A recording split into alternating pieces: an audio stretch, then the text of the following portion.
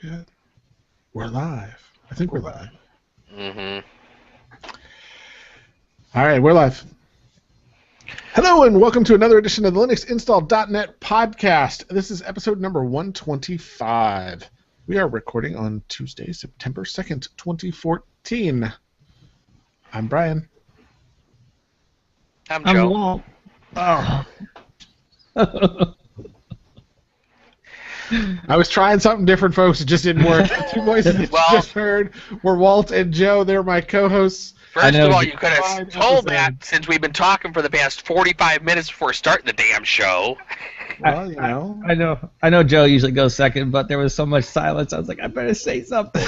I didn't know what he was doing, because of course he doesn't communicate with us. Why would he talk to us or put that in the show notes? Fine. Next time I'll put in the show notes. Joe's going to be a dick to Brian, and we'll just move on. There we go. Wow. Anyways, what have you been up to? Podcast contains adult language. Yeah. You have been warned. See, now you got to check the explicit box, Brian. Way to go. Do I? I don't know. We'll just surprise him with that. Because I know you're not going to edit and beep that shit out. I might. You never know. It's really early in the podcast. It's the stuff that's later in the podcast that doesn't get really much editing, if at all. We don't really need to because it's, whatever. It is what it is. Anyways, let's see. Joe, what did you do this week? I installed a 3 terabyte hard drive into my computer. I had picked up a Western Digital black 3 terabyte drive. Mainly went with the black because I wanted the 5-year warranty, although I think the reds were on sale for probably half the price of the black, so I probably could have bought 2 reds and just had one as a damn backup from Newegg. But of course they went on sale like the day I received my order from Newegg, or from Amazon, because I had actually ordered it from Amazon. I installed it, and it's just nice to have drive space again. So, because I currently have the 256 gig SSD in there, the Samsung 840 Pro. I had 2 1 terabyte Western Digital blacks, one that was mainly miscellaneous stuff, and one that was all Linux stuff, all my VMs and everything. And my video podcasts and my game streaming was leaking into the Linux drive. So I wanted to get all of that stuff off of my Linux drive so I would not be running out of space for my Linux VMs. You got to contain your streams, yes. Yes. Don't cross them either. Don't cross them. Don't let them go wild.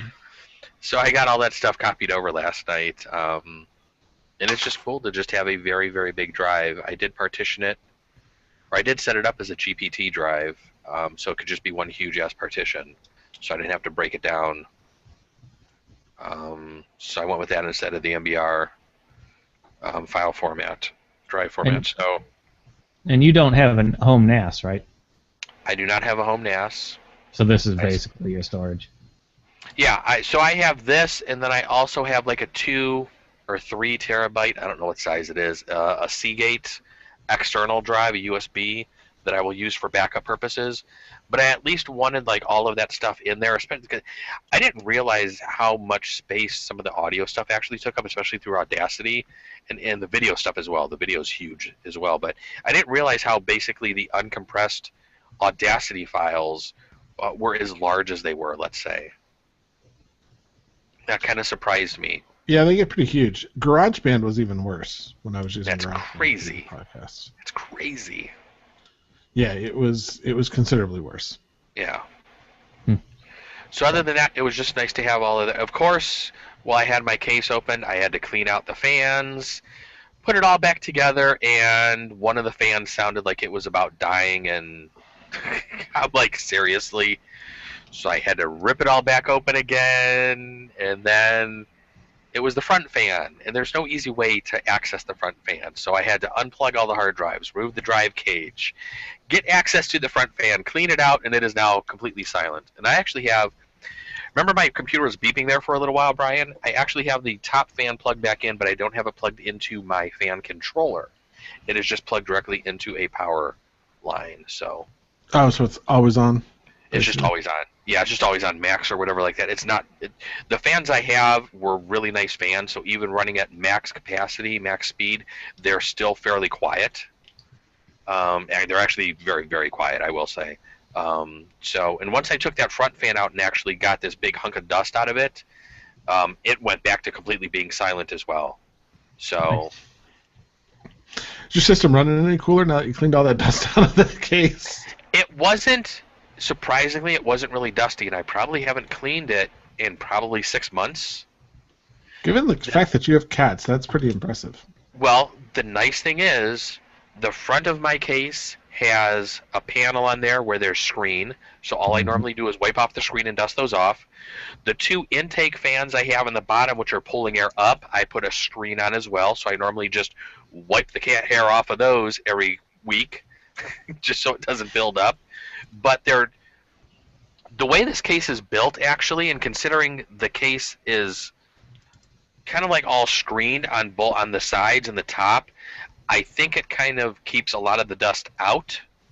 So as long as I keep those vents and the hair away from there, inside of this case, for it being a couple years old, is the motherboard and everything is still fairly clean. I mean, there's not a lot of dust on there. It doesn't get very dusty inside, which surprises me as well. Because our house is usually extremely dusty since we actually live fairly close to kind of like the steel mill out here where I live. I mean, it's like, a mile away or so, not even a mile away probably. So it's north. I see. So that was about what I did. All right, well, what did you do? Oh, I did a couple things. I've been going through my inventory of toys, trying to decide what I'm going to keep and what I'm going to get rid of. And some of the equipment is old enough. Yard sale at Walt. I know. I got 2 things down already. Doing pretty good. I just need more friends to buy the rest. So some of the stuff's old enough where I ran into something kind of interesting. I tried to put modern Linux distributions on hardware that apparently is now old enough. The device support is no longer mainline. So my audio card that in Ubuntu 8, and I think I actually had 10 on it at one point, is no longer detected in the latest version. Another machine used to have limited hardware acceleration support. It's the Mali 500 driver, something like that. No, not so much anymore. I used to be able to play like MKVs back, not full screen, but regular resolution. Now very choppy. Wouldn't play it back too well. Automatically detecting screen resolution was a little bit of a problem. And at least as far as Mint goes, my Vaio P here, let's see if I can do it. In cam, there you go. Probably gonna glare on you, but at any rate, I got Mint running on that, and it's one of the few distributions that actually still found everything, and everything still works. I haven't had time to test the video playback, but it found the right video. Transparency works. Your screens, when you drag them around, don't lag, so I'm assuming there is some sort of acceleration. The audio and everything worked fine. I found a post on an old forum that I used to read religiously and no longer really play with any of that equipment, but I went back to check, and there was an update about 3 weeks ago, funny enough, of somebody else trying to do similar things to what I was doing, and they came to the same conclusion that Mint still seemed to have support for a lot of the older hardware. So that took a couple of days goofing around with that. The other thing, as you guys know, I run the alternate firmware on my routers. I think we talked about the Merlin, the Asus variant, and then the DDWRT. So long and short of what happened was, starting last Friday, I would get internet drops, like total drops, for maybe 5 minutes, 2 or 3 times a day. And every time it would drop, I'd pull a new IP. So I thought there was something wrong with my router, because it would just request a new IP each time it rebooted or whatever it did that it did. So in doing some research, I decided, well, I haven't ran Tomato in a long time, so I'm going to toss that on. And of course, there's 3 or 4 different variations of that, so I found one that most people seem to think worked pretty good. Installed it. Actually installed it twice because that fixes a problem, which is hilarious. Thing's been rock solid. Really, actually pretty happy with it. I don't think I'm going to bother switching back to DDWRT unless I find, some feature that isn't available that I'm not currently using. But it ends up my ISP has had nationwide problems since last Friday, and it had nothing to do with my home router. It was the ISP was losing connections somewhere down the pipe. That's wonderful. Yeah. So coincidentally enough, I did the search on Sunday, which is when I found that out. Also, when I did the Tomato load, and to the best of my knowledge, there hasn't been a reboot since. So, of course, I thought I fixed everything. When it ends up, I'm pretty sure they just had some sort of glitch in a main switch somewhere, and it just got updated or corrected. So they had a glitch in the switch, huh? Yes. But my throughput has improved by about 200K a second, so I'm not complaining. That's cool. That's pretty good. And I don't know if that's because of the new firmware or if it's because of whatever they fixed helped, but if it stays consistent, I'd go with the hardware. We'll say a little of both. Yeah, it could be. It's very interesting. Obviously, all that's Linux based, so they have package updates that need to take care of some recent security issues. So one of the reasons why I think I'm going to stick with this is I'm able to run with the latest version that has all the patches. The last stable version of DDWRT that I was able to run was from either April or May, and it still had some of the vulnerabilities. So I was not overly concerned, but a little concerned with that. This is on the same one that you and I have? Yes. The ASUS and their infinite wisdom just recently decided to hold on. Excuse me. They just recently decided to put in some new region-specific code that now locks or limits what transmit and receive power you can set your wireless to and what channels you now have available. I don't know if there's some new law that passed or what exactly prompted them to do that, but the internet buzz is everyone who's not in the U.S. got nailed with the same firmware update, and although whatever it is, they don't need to have that patch, they're being limited now by it. So one nice thing about the Tomato firmware is it's still pre all of those changes and uses a earlier, more stable Wi-Fi driver, which most people say they get potentially up to 20 more, whatever it is, 20 dB more transmit power using like similar settings. So with all that considered, I'm probably just going to cruise with this for a little while. See, now you're making me want to switch. Yeah, I did the shibby, I think it's called, version. Let me see here. SHIBBY, shibby, I guess.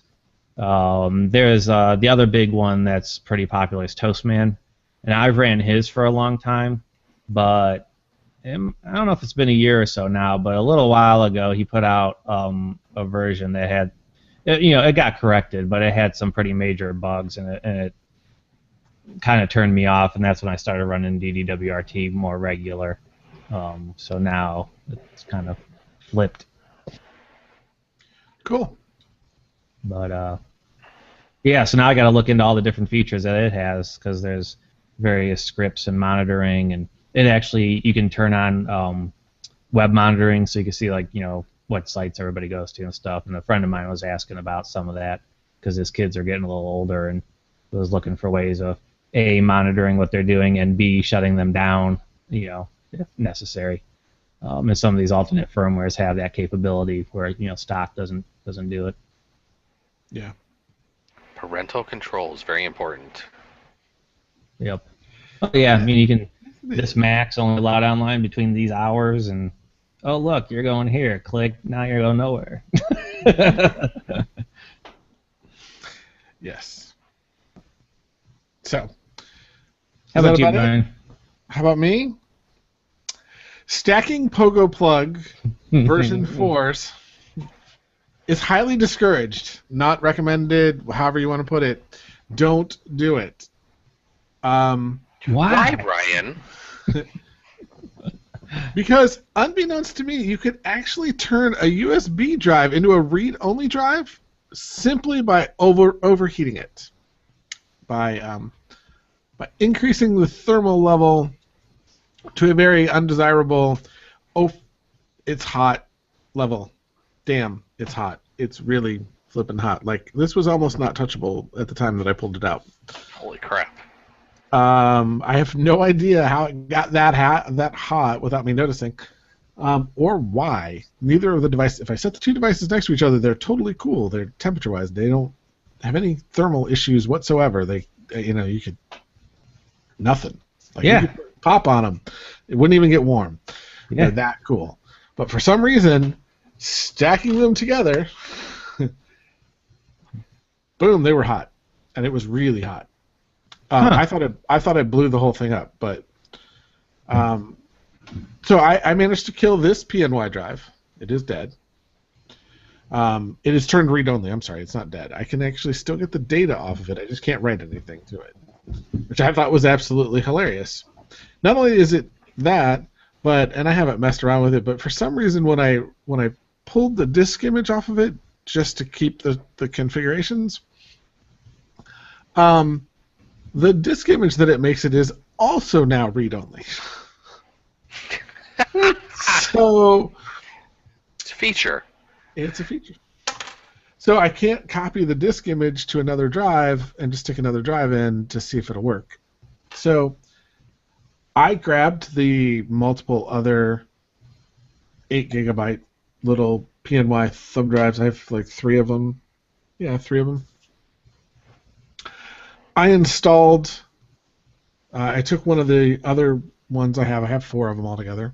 I took one of the other ones, I re-imaged that disk, went through all the process to do the install of the OS, and was like, okay, so I have a clean copy of the OS. I should be able to take it from Pogo 4 and put it into Pogo 2, and it should be good.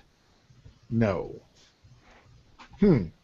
Take USB drive out of Pogo 2, put it back in Pogo 4. Still doesn't work.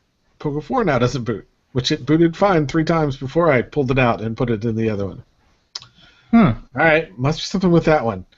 Did a second, and since I wasn't using Pogo 3, did the other 2 drives, fire them up, do that, do all the stuff, get it working. It all works. Rebooted a couple times. It seems fine. Soft boot, hard boot, doesn't seem to matter.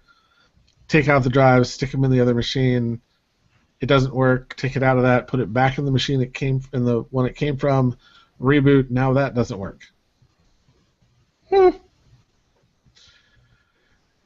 Grab a Corsair 16 gig that I happen to have around, take the original image that I had working that I copied to a SanDisk that also worked once I copied it to the SanDisk, plug that into the device, it works fine. Take the SanDisk out of that device, put it in the other 2, works fine. I can consistently move it from any 2 of them, and it works fine. I don't have to do anything special to it. I just plug it in, put the power back in, it works. So, moral of the story is these PNY 8 gigabyte super cheap little thumb drives work fine for every OS except for the version. That's not even an Arch problem. There's some hardware incompatibility somewhere, which I have no idea why or how, but well, not this one. This one's dead. I know how this one fried. But the other 3, This one shows up as an 8 gig drive, an actual 8 gig drive. The other 3 all show up as 7.8. So. Too bad you can't get console on one of them and actually watch it boot and see what it's doing. See what it's actually doing? Yeah. Yeah. 'Cause I thought for sure it was like, oh, maybe I didn't shut it down properly, and so I stick it in my Linux laptop and said, okay, FSCK it, and it's like, no, it's fine. Do you have them formatted with different file systems by chance? Like FAT32, NTFS, FAT? Do you kind of have something funky like that going on? The first thing you have, for one of the first steps is the first step is to kill the software from Pogoplug.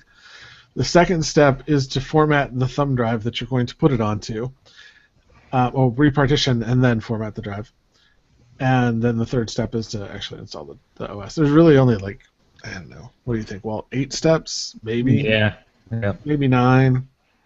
It's not very many steps, but one of them is formatting the drive. So I know I've formatted it correctly. Yeah, it just doesn't work. Although the other thing that was funny that didn't work too, you're supposed to be able to take a FAT32, according to the documentation, you should be able to take a FAT32 formatted USB drive, put a directory called revert on the root, stick it into the device, boot the device, and then the device should revert back to the Pogo software. It does not. Yeah, my EO2 that works. None of the other ones that I've ever done it didn't work. It doesn't work. And I can't say for sure because I use a different bootloader on mine because I got the SD booting, but. Maybe at some point in time that changed and they just never updated the documentation. Or we don't actually have the version 4.3.1s, we have the version 4.1.1s, which officially is different than what they support. It just so happens that it still works. Right. So maybe that's what it is too, I don't know. But yeah, I've done, half dozen of these already or more, and yeah, I only got one that I can revert back at all. So, anyways, now that I know I can move these drives around and stuff, like I luckily had built 2 of them simultaneously, so I didn't lose DNS DHCP on my network, which was the original warning sign that something was wrong, because my daughter goes, Netflix doesn't work, but Mommy's still working. Like, Mommy's still working. Wonder why Mommy's still working. That really makes no sense. Why does Mom still work? Then I came downstairs and realized what the problem was and went, wow, I'm really confused why Mom still works. And then I, unplugged it and started working on it. I pulled out another one and started trying to rebuild it. Well, I set the first one from backup to primary mode. So I have a question. Of the 2, did you stack 2 of them? Just 2. Mm-hmm. Is the bottom one still okay? They're actually both fine. The USB or whatever though Well, this USB drive died. The top one's USB drive. It didn't get anywhere near as hot as the bottom one. It was hot. The bottom one that had heat. It was the bottom one. I think it was because if you lift yours up again, there's only that small vent. Yes. Across the top. Right there. Yeah. And the bottom has 4. Yeah, the bottom has 4 vents. So the bottom was sitting on top of my Drobo, which never gets hot at all. Don't look at my MAC address. That's okay. It was too blurry. Nobody will see it. The bottom one was sitting on top of my Drobo, which was totally cool. Even when I lifted it up, it wasn't picking up the heat from it. The top one was sitting directly on top of it. I just don't think there was enough airflow. Yeah, that's what I was trying to decide, is if the heat was going up from the bottom one, toasting the one above it, or if the one above it was blocking the vent so that the one below couldn't vent properly. Yeah, it's the second. Yeah. And literally pulled them apart, maybe 10 minutes, they were both cooled off. Yeah. Yeah. I mean, I've had a bunch of them running for a while, and the old E series actually does run a little warmer than these new ones, but still, they were never hot. You're just like, you knew it was running. Yep. So last night I was playing around with a script because I'm like, okay, I have 4 of these. They all seem to work. Well, the other 2 will work as soon as I on Thursday when I get. That was the other part of that. So last night I went out and ordered 4 of those 4 little thumb drives from Samsung that look like this. They're basically just big enough to fit inside the USB thing. They're not very much bigger. Wow, that almost looks like a USB mouse, like a wireless mouse piece. It's the same size, if not maybe slightly smaller, but it's the same size. I have 4 of them coming. Mostly because the ones I'm using now are 32 gigs that are the traditional thumb size thumb drives. And I just want to get smaller ones on there. And then I'm only using 16 gig drives instead of 32s because I really don't need 32 gigs in these things. But I have it, so it's all good. And I'll just take an image off of one of those and image it over, which works great, by the way. If you do come up with an image that you like for something, just pull the thumb drive out, stick it in a Linux box, use either DD or I really like the disks program that comes on, I think it's GNOME. Not sure, maybe it's not. But it's on Mint. There's a program called Disks, and it lets you manage disk partitions. And then it'll actually let you create and restore images, and it works perfectly. As long as the disks are readable, which is the problem with this one. That's dead. So I'll be able to take those. I have to check to see. I have to play around with it a little bit. I have to check to see if I can just pull off the partition that I care about. If not, I'll have to restore the. Well, I'll just do the first one. I'll restore one to that drive, and then just make a copy to it, and then make a new image. So I have a 16 gig version. Because right now I just have an 8 gig version. Which is fine because it can restore an 8 gig to a 16 gig, but it can't shrink for some reason. Yeah, I remember you saying that before. I was just going to ask if that was corrected or not.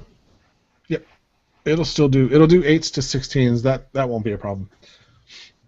The problem is I have 32s in there now, and I actually did create a partition on the 32s just to use as the home directory. So it mounts it as home. Not that that's really useful, but how many DNS logs am I going to keep? Hopefully not 32 gigs worth, or 24 gigs. That's what's left. Yeah. So hopefully not 24 gigs worth of logs. But I got all my stuff set up, and it's all working, and it's beautiful. You have a log rotate script, don't you? I do. But I don't need one on this particular machine because it just doesn't log that much. I am still getting used to systemd. I haven't decided whether I like it or not. It's different. That must be what D stands for. Yeah, D definitely stands for different. It is, I like the status command better. If you ask for a status on a service, I like the response that it gives better than the old init scripts. Well, the old init scripts, somebody had to write the status, whereas this seems like it's built in. So I think that's better, but there's just I don't know why it needed to change so radically. I don't understand. I think the init stuff, at least for me, it read a lot easier too. Like if you wanted to go in and change something or see what was happening. And again, it might be a familiarity issue, but yeah, somebody new to Linux might not have as hard a time as somebody from Unix or Linux before will have. I think is a big part of it. Yeah. Have you looked at systemd stuff yet, Joe? I do not believe so. Yeah. Some of it's easier, some of it's harder. It tries to be one system to rule it all, which is I kind of have a problem with that, but it's okay. And that's why I can't easily put systemd is why I can't easily put Arch on my other one that I got. Because that Well, version of the processor doesn't have drivers for systemd yet. right. And, Probably never will. Yeah, probably never will. Which is why it's still sitting over there. But Yep. I You did put realize Debian on it. I know. I could put Debian on it, and I thought I saw somewhere where somebody had gotten the wireless drivers to work. So You could do well, I mean, it kind of sucks, but if you can find a old, the Arch might actually still have it on their site, an old tar of the install system. You can never patch it, and I don't know how much you'd actually be able to install in addition to, but you'd still be able to run the old system before they switched over to systemd. oh, and then try to patch the system. No, you wouldn't be able to patch it because at some point you got to do systemd, but you'd be able to do some things. You're probably far enough out now. I mean, Arch being a rolling release, that's the downfall, is you can't get into the old stuff anymore. It's always current. Right. But if you know how when you do the install, you download the tar and you untar it, and that's your starting system. You can actually still do that on an earlier version and at least have it running. And then depending upon what you need to do to install, eventually you'll hit dependency hell where you're just too old and won't be able to do certain stuff anymore. Which, for what I wanted to do with it, because it has the wireless, I didn't realize it had wireless when I bought it, but now that I know it has wireless, what I would like to do is put it upstairs where I don't have a wired connection in my wife's office and connect it to the printer up there and make it a wireless print hub with cloud print support. So I can print from my phones and stuff like that. Yeah, that'd be cool. Which would be cool. Have you tried that yet? I think I sent you the link to the tutorial or the script or whatever that somebody used, but I have not actually done it because my wife's work bought her a wireless printer, so we just use that now. Ah, I see. Yeah, I was looking at that and I was like, I could actually we could get another printer, and that's got enough USB ports that I could actually put multiple printers into it and make them all cloud print capable or aware, however you say that. So I could do Google Cloud Print and be able to print from the cloud, and everybody's computers and laptops could print from it. The Chromebooks could print from it or to it. Sorry, not from it, to it. And it would be cool, and it would be fun. Yep. Actually, it would just be nice to just have a printer on the network. Yeah, it is convenient. I'll give you that. I mean, I've always had my printers on the network wired. Even back in the old, parallel days, I bought the little box that you plugged into the back, and then you plugged your IP in. Mm-hmm. And then, even then, though, you still had to have a computer run in to host it. Right. Well, and I have, actually it's around here somewhere, I threw it out. I had a D-Link print server that just didn't work for shit. Yep, I had the D-Link. Is that little box you just plugged in? Yeah. Well. Yeah, I still have one of those. And I had that HP had that one too. I don't know if you remember or not. It looked like their 4-port router. Oh, really? Yep. I'm surprised that the HP didn't work. No, the HP one was all right. Actually, I got both of them working. The HP one, I was able to run native drivers. The D-Link one, I had to use it in HP2 LaserJet compatibility mode because for whatever reason it wouldn't work with the actual printer driver. But I was just doing manuals and stuff. I didn't really care as long as some text spit out. Does it spit out text?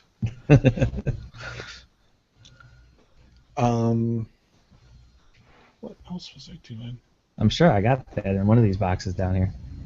I do show and tell for the next show. Show and tell for the next show. I was bummed I couldn't hack the thing after I bought it. That was kind of bumming me out. Yeah. Because I was like, if I could hack it, because I know it's running Linux, if I could hack the darn thing, I could fix it. I could make it work.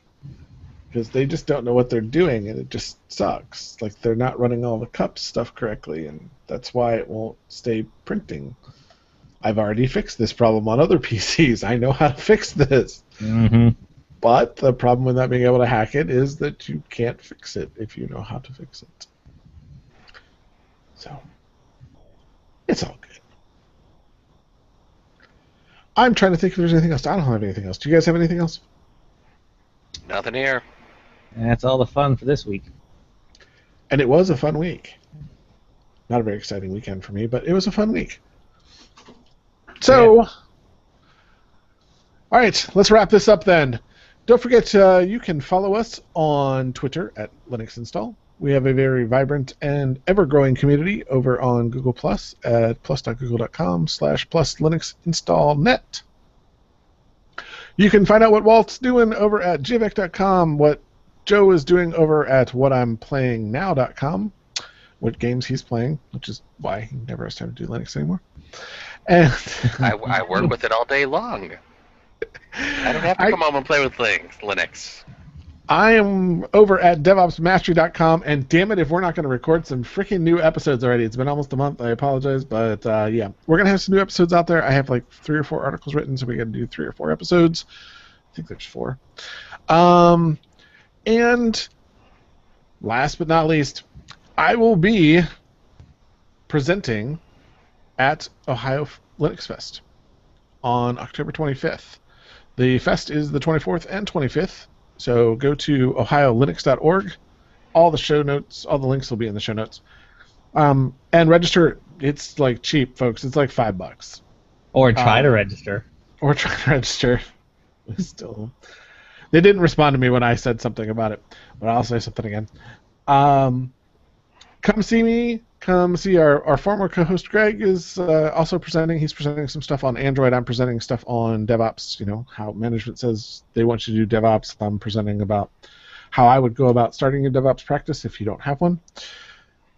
And I will be being heckled by Mr. Leuzzi and Mr. Jevack, I'm sure. And what should everybody go do, Joe? Go install some Linux. Have a good week, everybody. Have a good week. Yeah. Now I have to hit the stop button.